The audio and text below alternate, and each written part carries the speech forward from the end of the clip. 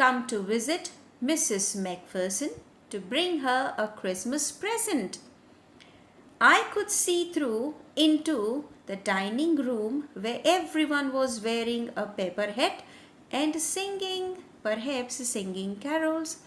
See, as soon as the narrator reached Burlington House Nursing home is a place where all elderly people are kept, and along with their daily needs, even the nursing needs are met. Yes, their medical needs are met. So in short, they are taken overall care there, okay, by the carers and the care assistants there. Right, now even in Burlington House Nursing Home, there was an atmosphere of Christmas because it was the day of Christmas. Everybody as if were in the Christmas spirit. Yes. The matron had a hat on too and seemed happy enough to see me. She even offered me a mince pie. Now, mince pie is a widely famous a pie which is usually eaten on Christmas Day or on Christmas. Right. She walked me along the corridor.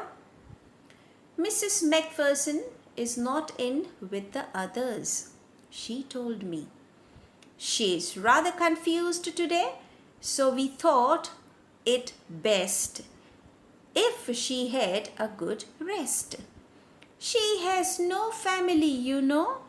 No one visits her. So I'm sure she'll be only too pleased to see you.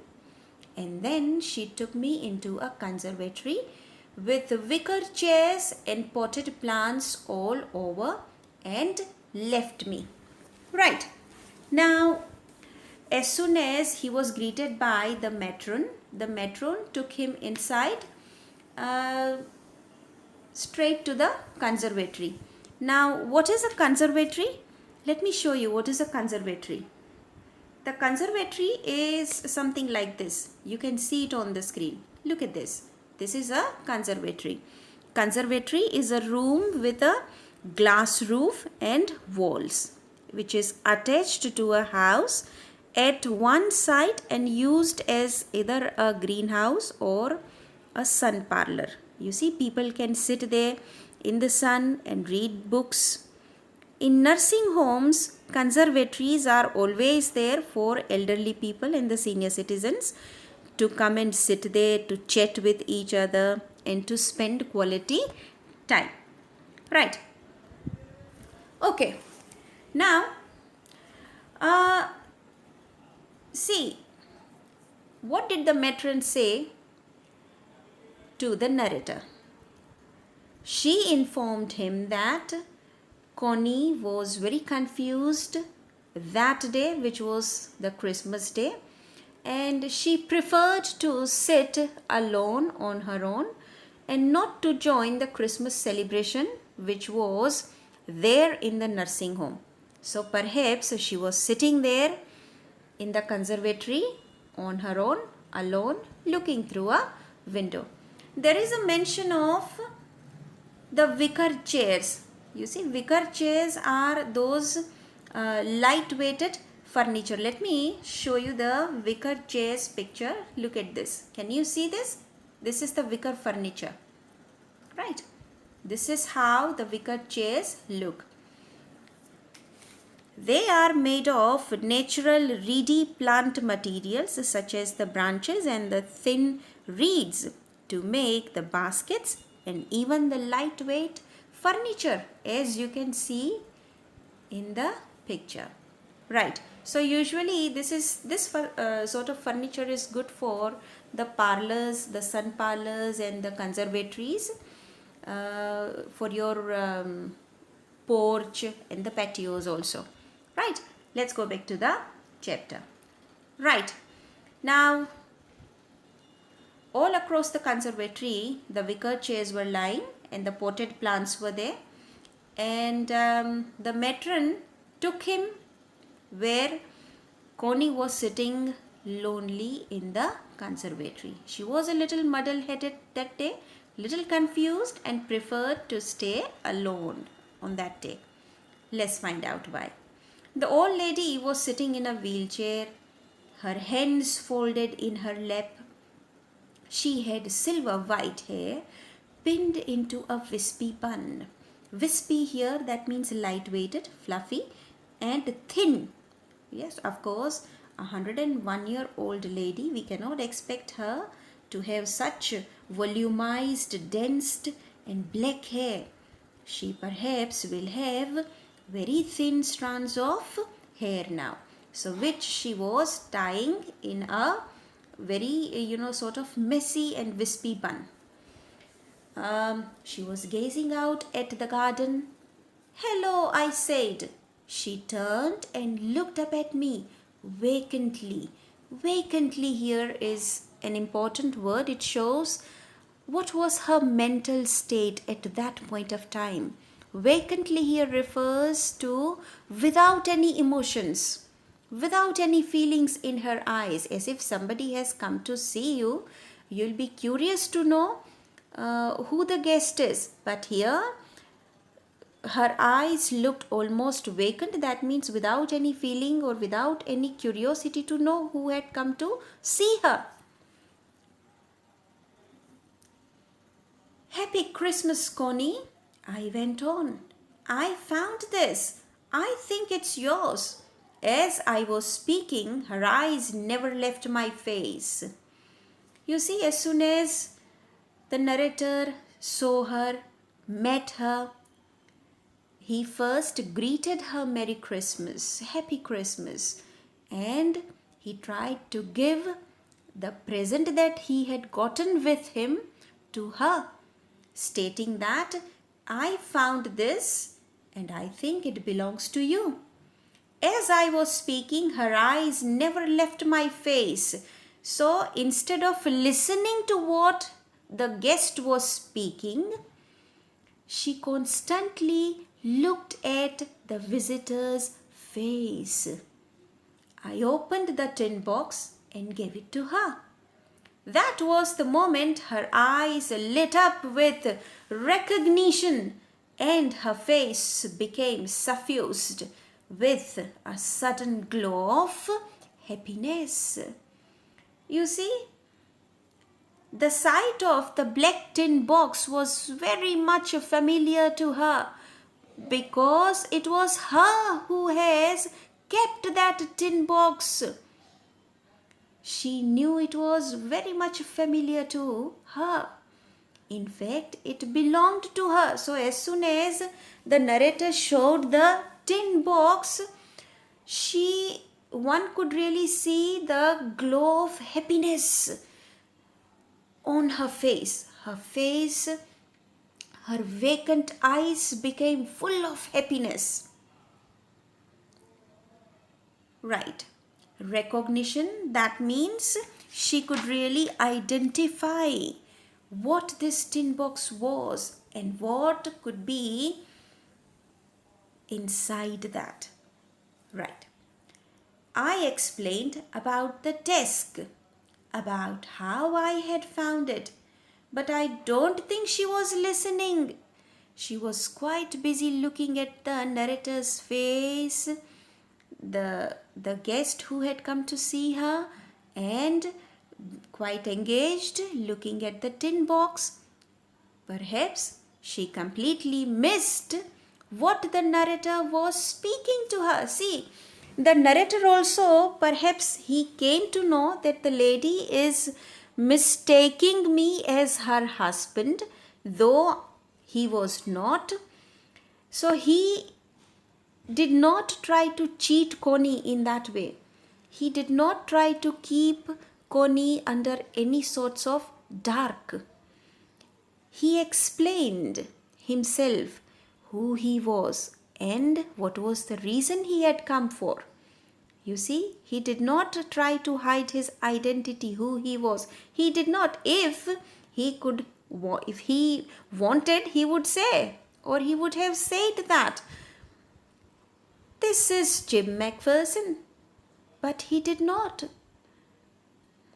he never tried to take any advantage of Connie's being muddle-headed and confused.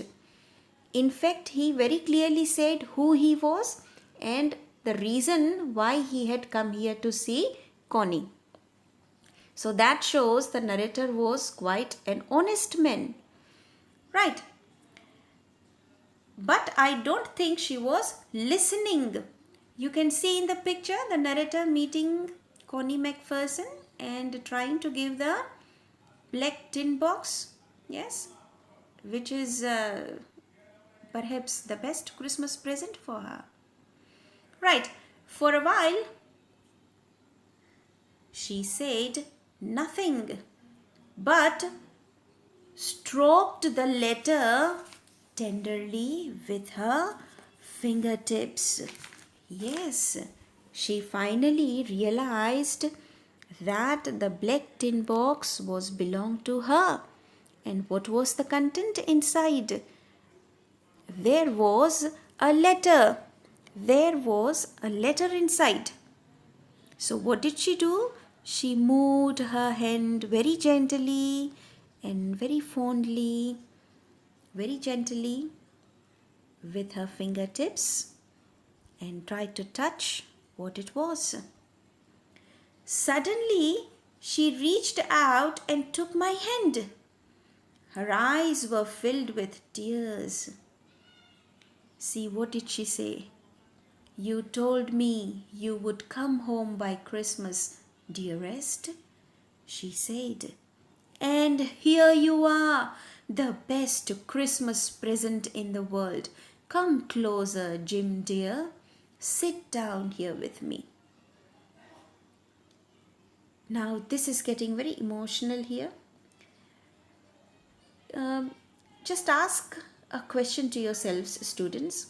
What could be the best Christmas present for a lady who has all her life remained waiting for a husband to come, who was long gone and never returned?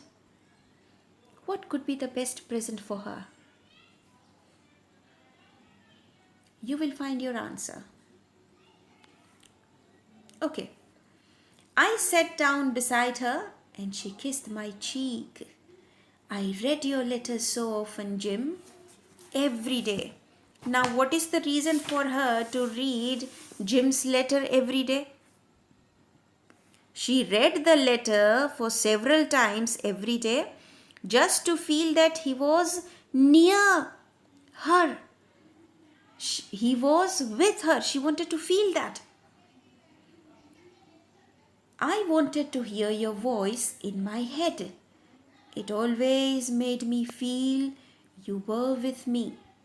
And now you are. That means now finally he was there. And she was extremely happy about it. Now you are back. You can read it to me yourself. Would you do that for me, Jim dear?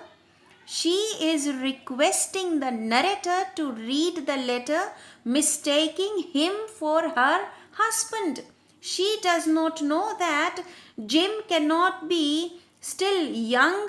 If he was there, he must have grown as old as her. That thing is missing. And she is unable to, and naturally she is unable to think this because she is 101 year old. The lady who has all her life waited for a husband who never returned. So upon receiving a guest on the Christmas day, she thinks of her husband's return. And she thinks it's not the narrator, it's her husband Jim Macpherson, an ex-English army soldier, the one who has returned home now, as he has promised in his letter. I just want to hear your voice again. I would love that so much. And then perhaps we will have some tea. I have made you a nice Christmas cake. Marzipan all around. I know how much you love marzipan.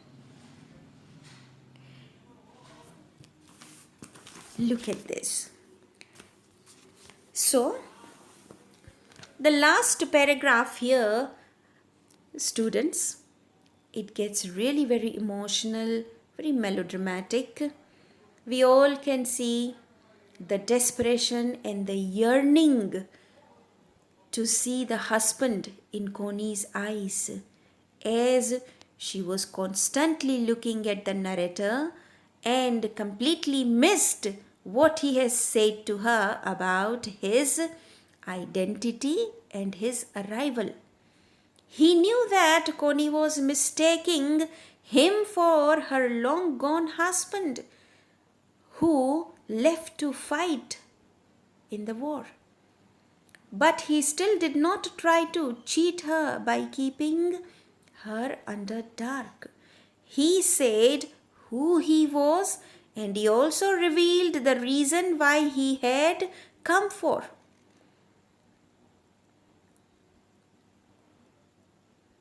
Connie's condition is really tragic, very pathetic, and heart-wrenching here, students.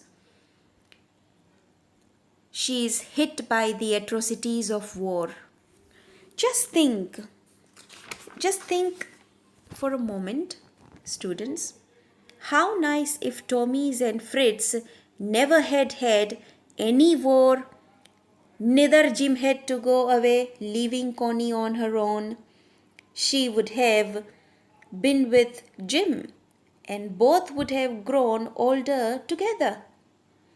Yes, but only if there had not been any war. Students, I have shown you in the video earlier before we started this chapter how wars affect the lives, and Connie here is no exception. See what war has brought to Connie's life. But the good thing here is the way on the day of Christmas, both the armies, the Tommies and the Fritz, have forgotten their enmity and came together to be friended and making peace. In the same way, the narrator has also gotten a Christmas present for waiting Connie. He got Jim's letter to her, which is the best Christmas present for her. See, when the narrator came to see Connie and gave her the box, she mistook him for her husband. She thought Jim had finally returned home for Christmas. This is just the perfect Christmas present for her. And it is one of the best presents for her because Jim had promised her earlier to come home on Christmas.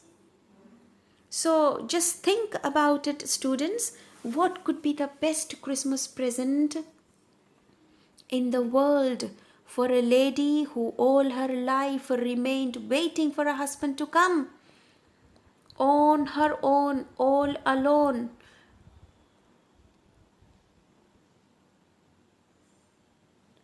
You will get your answer that there could not be any better present for her than what the narrator has given her. Right. Now, the narrator here is Michael Morpurgo. And let's go to the comprehension check. The first one asks, who did Connie Macpherson think her visitor was? Connie Macpherson thought her visitor was her long gone husband, Mr. Jim Macpherson, an ex-English army soldier. Second one, which sentence in the text shows that the visitor did not try to hide his identity?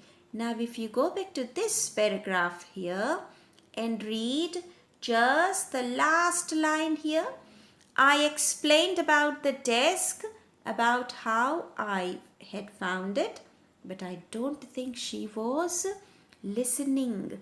These lines here say that though the narrator uh, was being mistaken by Connie, he did not try to hide his identity, and he told Connie what the truth was and the reason why he had come to visit her. Right. I hope you all, must have enjoyed this story and learnt a lesson, right? Tomorrow we are going to talk about the lesson that we have learnt from this. It's not only one, but there are a couple of good messages that come out from this chapter, from this beautiful story. We will talk about them tomorrow. I want you all to read this chapter right from the beginning once again till the end and note down all your difficulties and problems, and you can always mail it to me to minalbhadalia@gmail.com. I shall try my best to